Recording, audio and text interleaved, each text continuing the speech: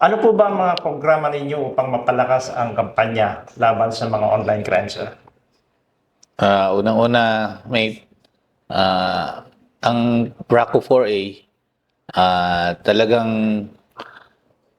nagpupursige na mapalapit sa ating mga kababayan. So, through online, sa social media accounts ng RACO 4A, meron tayong mga posting dyan kung paano yung tips, maiwasan mabiktima online, tips para maiwasan ma-scam. So, regular tayong nagpo-post.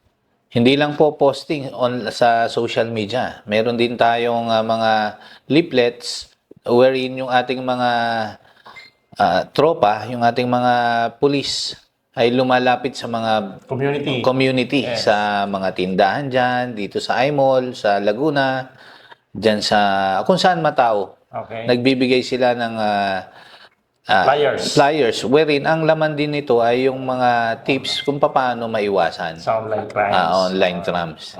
Isa yan yung sa programa natin. And nagkakandak din yung ating RACO 4A ng trainings and seminars ng kung paano cybercrime awareness sa ating barangay, sa ating schools, and aside from that, sa leaflets.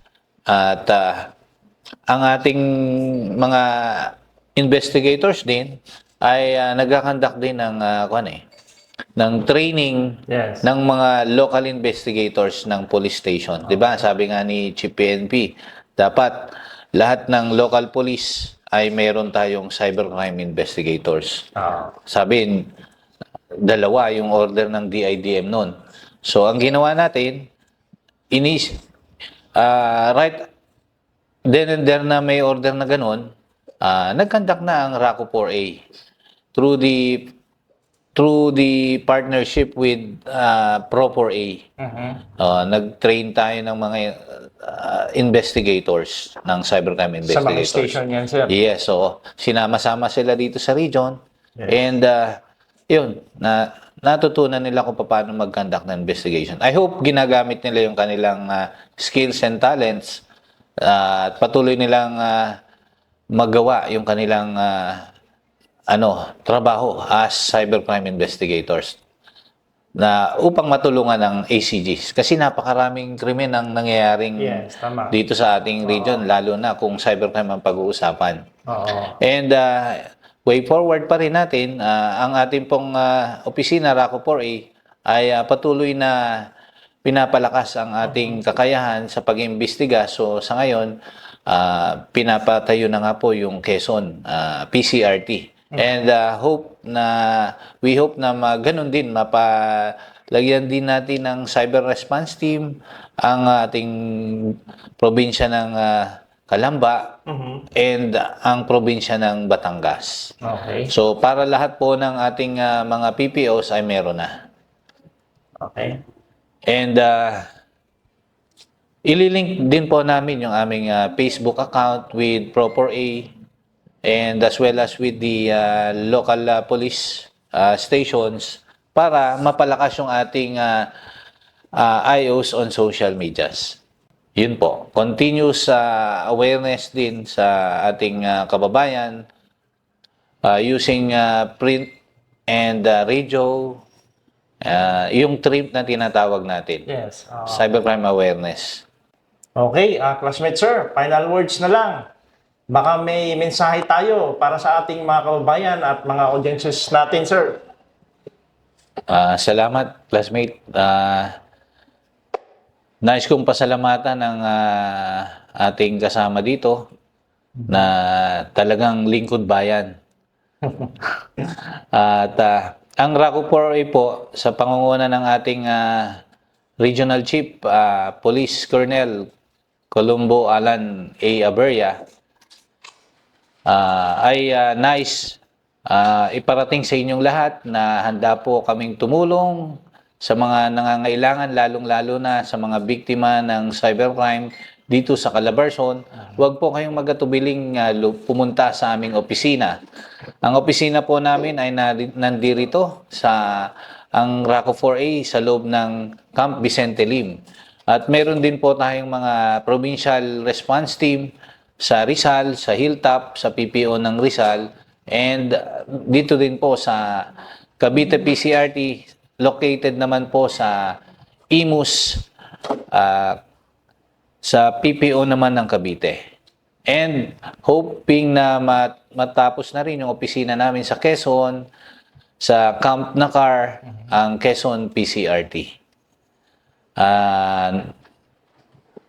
Lagi po niyong tandaan na ang bawat isa ay pupwedeng maging biktima. Lalo na kung kayo ay may mga accounts sa social media, sa inyong mga cellphones. So, dapat isipin natin ang ating seguridad. Laging i-double check yung inyong mga account. Meron kayong yung mga cellphone nyo naka two-factor authentication or multi-factor authentication. Ayan, gamitin nyo po yan. At laging i-check nyo yung kausap nyo. Pwedeng tawagan. Huwag lang yung nag-text lang sa inyo na humihingi. I-double check nyo, i-counter nyo. Ibig sabihin, kausapin nyo yung kakilala nun. Kung totoo ngang may nangyari sa kanya, nangangailangan ng pera, huwag po kayo basta-basta maniniwala sa online mga text or messages. So, mga kabayan, mag-ingat po tayo sa mga cyber criminals. Huwag po kayong mahiyang lumapit sa ACG, nandito lang po kami.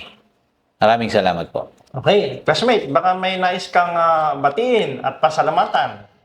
Una po sa lahat ay binabati ko yung classmate ko na Class Maringal Lateral Entry 2008. Classmate. At buong Maringal ng Proper A. Binabati ko rin po ang ating Chief PNP, Police General Romel Francisco D. Marbil, sir. Ang Regional Director ng Proper A, Police Brigadier General Paul Kenneth Lucas, sir, at mga command group ng Proper A. Ang Chief RACO 4A, Police Colonel Columbo Alan A. Aberria, sir. Ang Chief ng RPCADU 4A na si Police Colonel Meldred Fatam, ma'am. At syempre, ang Chief RPIO ng Proper A na si Police Lieutenant Colonel Chitadel C. Gawiran. Okay, maraming salamat din, classmate, sir. Okay, bago po tayo magtapos, please follow, like, and share din po ang aming FB pages.